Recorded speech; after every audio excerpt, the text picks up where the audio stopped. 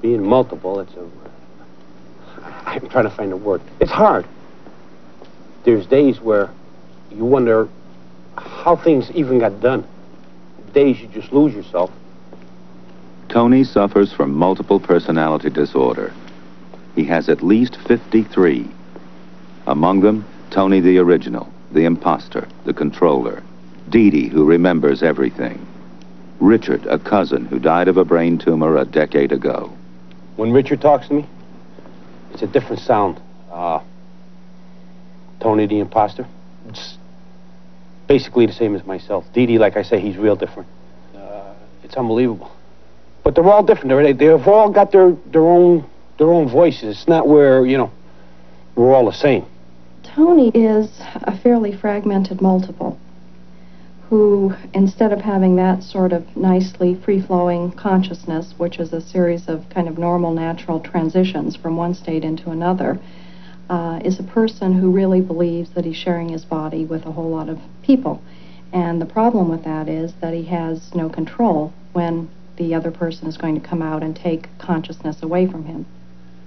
No matter what I did to be myself, there's days I can't control, where it'll just take over. He's in too many pieces. He's, just too many selves to deal with. But at least I'm able to talk to them now. They acknowledge their names to me, which is something. It's a big change in him. He never did that before. Do you know this woman? No. You want to ask her who she is? Why? Roberta. Good. Does that mean anything to you? No. Did you know that Tony is married? Yeah, I know. This is who he's married to. Beautiful. A therapy session. Tony's personalities are drawn out. Say that like, Each is really probed married, for its not secrets. sure. You don't really believe me. That's his wife. That's not my wife. Are you married? No. Do you have a girlfriend? No. A personality change can be subtle or wrenching. A cough, a hand to the head, a movement of the eyes. You doing all right? Huh? Are you doing all right? I think so. What? I'm not doing that right? You're doing all right. Do you know all of these people?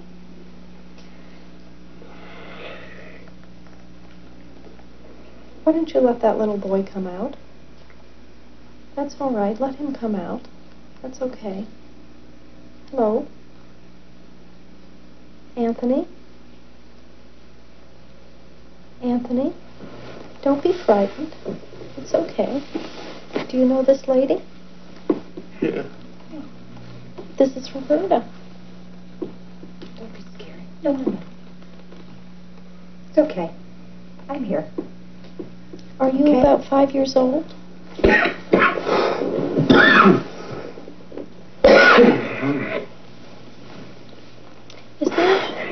Would that little boy like to tell me why his hand is trembling so?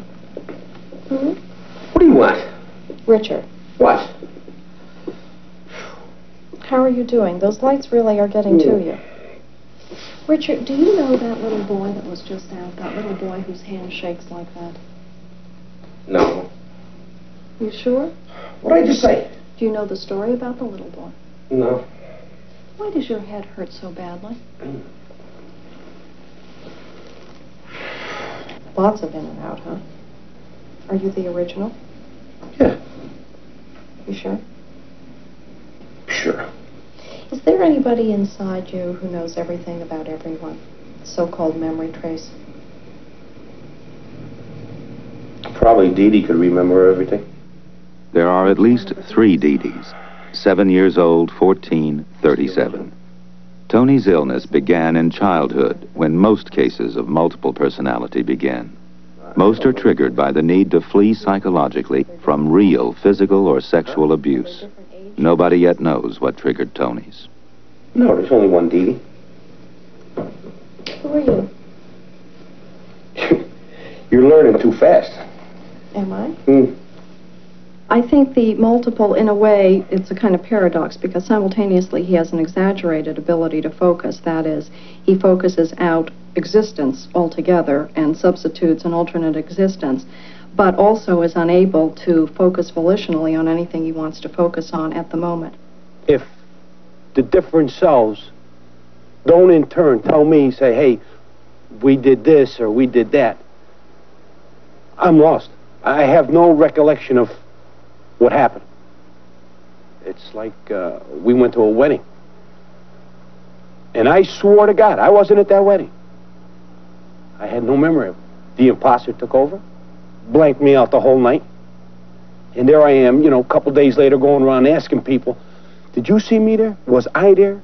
How can the brain completely suppress one so-called self and focus on another?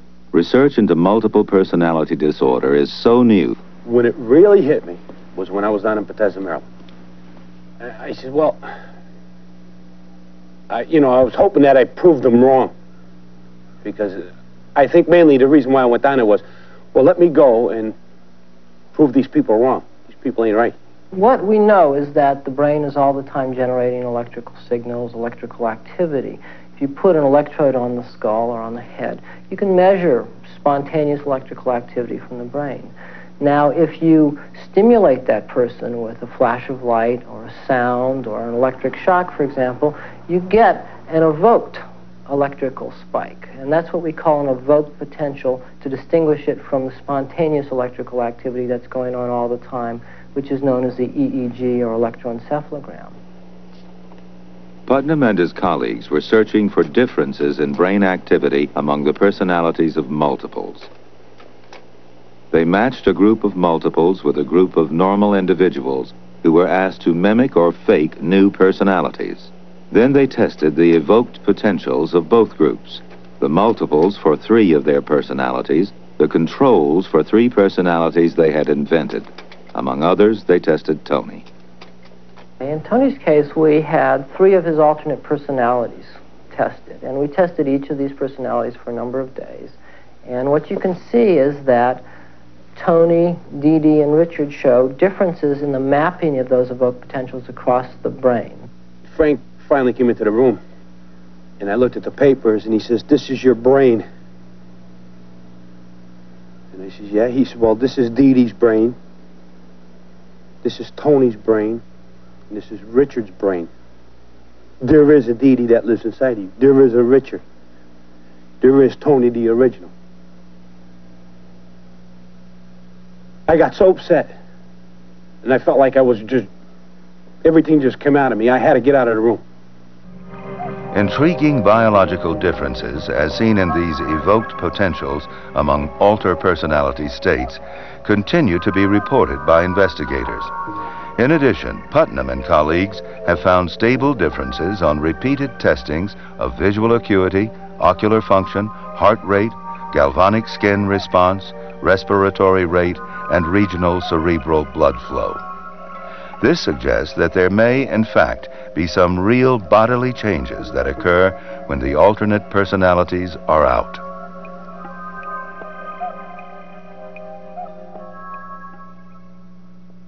Together, these findings suggest that multiple personality disorder is a valid psychiatric condition that provides an important scientific window into the organization of personality and consciousness.